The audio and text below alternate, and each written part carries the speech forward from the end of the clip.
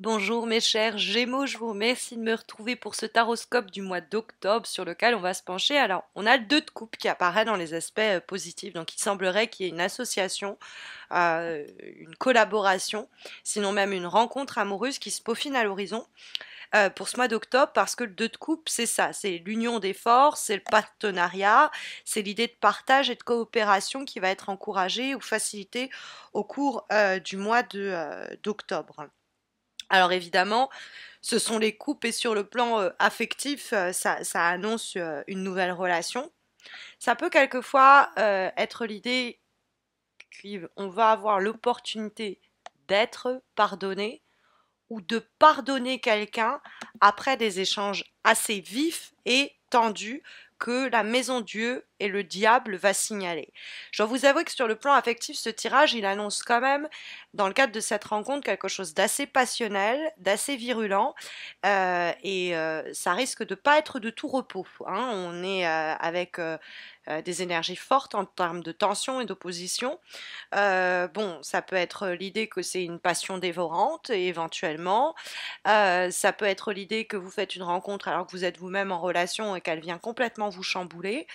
C'est pas impossible. Mais si je me focalise uniquement sur d'autres couples qui est, je vous le rappelle, dans les aspects positifs pour ce mois, c'est l'idée d'une situation où on a beaucoup d'attirance et d'attraction, le potentiel pour une relation sérieuse, et ça pourrait être quelque chose qui nous tombe dessus, puisqu'on a la carte de la maison Dieu qui appelle au coup de foudre sur le plan notamment affectif. Ça peut être l'idée que cette situation, elle a le potentiel pour, elle fait un peu coup de théâtre dans notre vie, et il y a tellement il y a tellement de feu, il y a tellement de passion, ça nous bouffe tellement d'intérieur que de toute façon on ne peut que céder à une éventuelle tentation si on est déjà en relation ou si la personne l'est, ou tout simplement à ce feu incendiaire qui nous traverse et qui nous travaille, hein. Bon, et on a néanmoins un potentiel pour quelque chose de sérieux, même si ça démarre sur, bon, sur des chapeaux de roue, sur quelque chose de très fusionnel. Mais il y a quand même pas mal d'opposition. C'est-à-dire que la maison Dieu et le diable ne se trouvent pas dans les obstacles, mais en dialoguant entre elles, c'est quand même assez explosif. Il y a quelque chose comme ça d'explosif. Alors ça peut être un partenariat, un partnership qui peut être explosif sur le plan matériel et financier, c'est-à-dire avoir des effets vertueux et fructueux, puisque la carte du 2 de coupe sur le plan professionnel va nous parler de quelqu'un qui peut nous aider, qui peut nous accompagner, à qui on peut s'associer pour réaliser pleinement son projet ou pour pleinement se réaliser. Il y a quelquefois une récompense qu'on peut obtenir à travers la carte du 2 de coupe, c'est-à-dire une reconnaissance sociale, etc., dans l'idée de partage et de coopération. On a à travers la carte du 2 de coupe l'idée, bon, sinon je vous le disais, de réconciliation. Parce que nous avons la reine d'épée dans les obstacles, et à proprement parler, que vous soyez un homme ou une femme, dans le cadre de ce tirage, vous êtes la reine d'épée. Vous êtes, c'est votre sensibilité si vous préférez, parce que vous êtes un signe d'air, hein. Et la reine d'épée, ça va être quelqu'un qui réfléchit, conceptualise un petit peu trop les choses, et du coup se déconnecte de la situation, des vibrations ou de la situation vibrante en l'occurrence, et c'est pas le moi pour faire ça. C'est pas le moi pour intellectualiser, conceptualiser, réfléchir plus que de mesure une situation. Il y a l'idée qu'il faut vivre, éprouver, on va être même presque bousculé par les événements et qui vont pas trop nous laisser le temps, la place ou le choix pour trop cogiter à ce sujet. Mais la reine d'épée, c'est la communication également, et ça peut nous parler de propos acerbes que l'on a tenus contre nous, ou plus simplement que nous avons nous-mêmes tenus, et qui ont généré des conflits et des difficultés. Et il y a dans le 2 de coupe la possibilité de réharmoniser les rapports et de se réconcilier en faisant le premier pas vers la personne concernée. Parce que c'est vrai que la carte de la reine d'épée dans les obstacles peut nous parler d'une certaine rigidité qu'il faut abandonner, hein. On nous invite à plutôt être flexible quand on voit la carte du 2 de coupe, à être plus instinctif, nous dit la carte du diable, que être là en train de tout penser, tout peser et tout réfléchir. Il y a en effet dans la présence de la reine d'épée l'idée de arriver à suivre ses instincts sans être dans la complexifier une situation. Parce que la reine d'épée, son point fort, normalement, c'est l'intellect. C'est quelqu'un qui cogite vite, qui pense vite, qui réfléchit vite et qui agit tout aussi vite et avec logique et avec sang-froid. Sauf que ses qualités se retournent contre elle quand la carte est dans les obstacles et à force de trop réfléchir, on va complexifier une situation, amplifier des problèmes qui ne sont pas vraiment importants et trop de mental peut nuire à la situation. Quand on va être sur quelque chose de beaucoup plus, en effet, avec la carte de la maison Dieu et du diable, beaucoup plus comment dire, viscérale presque, hein, je pourrais dire. Hein. Parce que la reine d'épée, ça peut être aussi sa façon de se protéger. Ça peut être votre manière de vous distancer de la situation. Ça vous donne l'impression d'avoir le contrôle ou un semblant de contrôle. Mais ça vous éloigne et ça vous écarte des propres émotions puissantes que vous pourriez ressentir à mettre tout dans une boîte intellectualisée. Bon, c'est plus anecdotique. Ça nous invite aussi à ne pas hésiter à admettre ses fautes quand on sait qu'on a été un peu dur, qu'on a été un peu brutal dans les mots, ou savoir pardonner ceux et celles qui ont été un petit peu indélicats avec les mots qu'ils ont utilisés à notre égard. Ça peut être un autre signe de l'air, donc évidemment un Gémeaux, ça peut être quelqu'un du signe de la Balance ou du Verseau, qui pourrait vous donner du fil à retordre. Mais bon, on a en termes de vibration cette carte de la maison Dieu. Bon, la maison Dieu qui dialogue comme ça avec la carte du diable et on voit le 2 de coupe, ça peut être vraiment une passion amoureuse qui vous tombe dessus. Sinon, ça peut être un partenariat, une collaboration, pareil, qui vous tombe dessus et ça va être fructueux, nous dit le diable, parce que c'est une carte qui est en relation avec l'aspect matériel et financier. Et la carte de la maison Dieu, c'est l'idée de peut-être euh, une rencontre inédite, inattendue, qui vient bousculer positivement les choses. Ça peut être aussi une sorte d'éclair de génie, une prise de conscience soudaine, une sorte de révélation hein, que l'on obtient par l'extérieur ou une révélation un peu plus intérieure et qui nous donne envie de brûler la chandelle par les deux bouts. Mais c'est vrai qu'il y a cette idée d'instant un peu de grâce où il y a des événements catalyseurs qui vont permettre des transformations cruciales et bienvenues.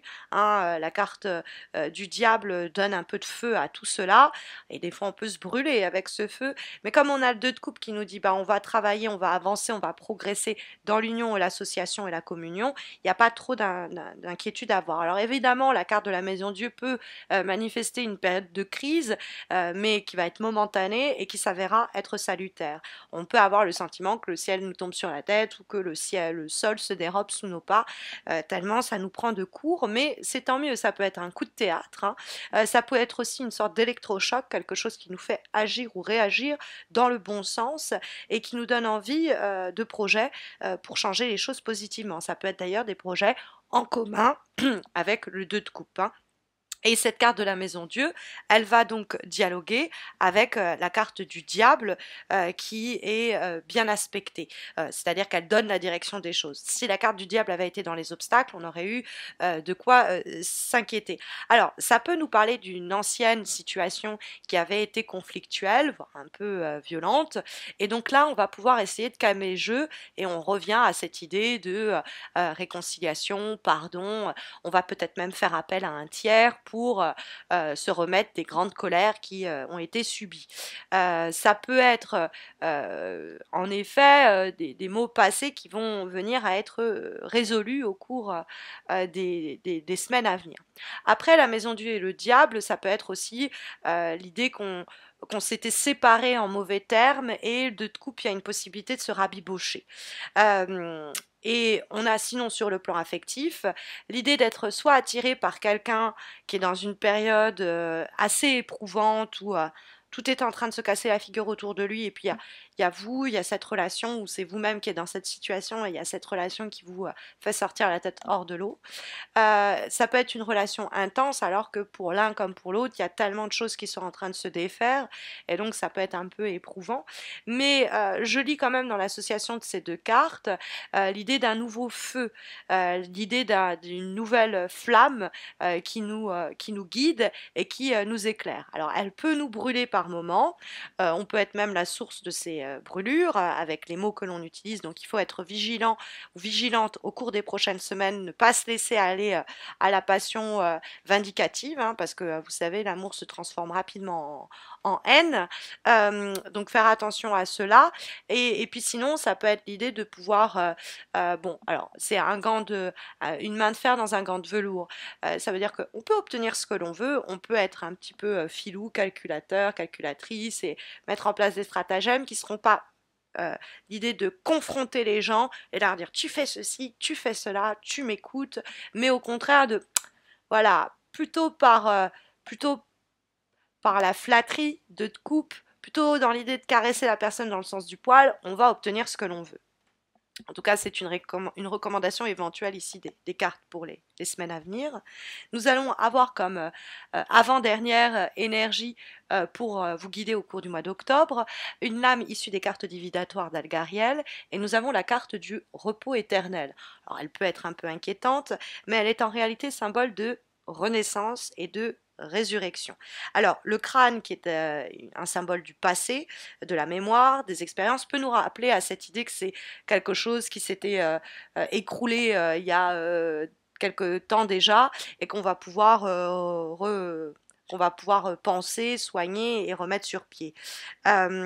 Donc c'est aussi l'idée d'une période de mort, donc une période éprouvante, une période délicate, qui va permettre d'accoucher d'un aboutissement positif. Donc ça secoue, mais ça permet bon, la fin d'une collaboration, mais pour une nouvelle association qui émerge. C'est une étape obligatoire pour pouvoir passer à quelque chose de plus épanouissant pour nous. On peut passer par une période où on doute de soi, on n'est pas sûr, mais cette période difficile, elle va permettre d'accoucher euh, d'un renouveau. Et ça peut être un renouveau sur le plan relationnel, le projet ou la relation qui avait été un petit peu écorchée par le temps et qui peut, au cours du mois d'octobre, ressusciter. Ça peut être l'idée que nous ressuscitons nous-mêmes, un nouvel essor, une nouvelle vie dans des relations qui étaient jusque-là un peu conflictuelles. Ça finit par exploser et on finit par s'unir. Ça peut être l'idée qu'on jouait au chat et à la souris avec quelqu'un depuis longtemps et que là, enfin, les instincts sont révélés. Je parle des instincts puisque la dernière énergie que nous avons est une carte issue d'un oracle que je suis très contente de vous faire découvrir, qui a été pensée et destinée par Stéphanie Gras, et nous avons la carte de la connexion à ces instincts. Donc, et ça nous présente des loups, hein. Donc il y a un côté un petit peu primaire qui est imagé par cette lame, et c'est précisément les recommandations que porte la carte, c'est de se connecter à ses instincts, c'est pas ses bas instincts, c'est quelque chose de viscéral que le diable allait également illustrer, parce que le diable nous parle de période passionnelle, et il y a l'idée qu'on va bénéficier du courage primaire, instinctif et animal pour certaines prises de conscience, mais en Dieu, qui va être symbole d'éveil spirituel, qui va être guidé par nos désirs, notre intuition. Et cette carte va nous encourager à préserver cet instinct animal et à même le choyer, le nourrir, cet instinct-là que le diable aussi va révéler, quelque chose de passionnel, pulsionnel et instinctif. Comme dernier élément, nous avons une parole qui est associée à la carte de l'oracle d'Amaham, qui est la suivante. Il n'est jamais trop tard, peu importe votre âge, car à tout moment de votre vie, vous pouvez toujours avoir une chance de faire une différence. Vous pouvez toujours faire de votre mieux et être tout ce que vous pouvez être, parce que vous serez toujours unique. C'est pourquoi il est toujours sage d'écouter votre cœur éternel, vos instincts éternels, parce que n'importe qui peut vraiment faire la différence, non seulement dans sa propre vie, mais dans celle des autres. Il n'est jamais trop tard pour briller, jamais. Donc il y a quelque chose qui demande à s'allumer hein, au cours du mois d'octobre. Voilà en tout cas les énergies ici sondées par les lames au sujet de l'évolution des prochaines semaines. J'espère que ça saura vous accompagner pour vous aider à naviguer au cours du prochain mois. Mais vous le savez, si vous avez besoin d'une guidance plus personnalisée, il y a le concours que j'organise sur ma page Facebook, un concours mensuel qui vous permet de remporter un tirage en croix un petit peu comme celui-ci, mais répondant à votre question du moment. Donc n'hésitez pas à me retrouver sur ma page YouTube, sur ma page Facebook, pardon, vous avez le lien de ma page Facebook dans le descriptif de cette vidéo. Et puis n'hésitez surtout pas à vous abonner, je vais y arriver, à ma page YouTube si vous n'avez pas encore fait, histoire de ne pas rater les prochains taroscopes et puis les prochains concours que j'organiserai exclusivement sur ma page YouTube. Je vous souhaite à tous et à toutes de très belles semaines à venir. Je vous dis à très vite, j'espère. Prenez soin de vous.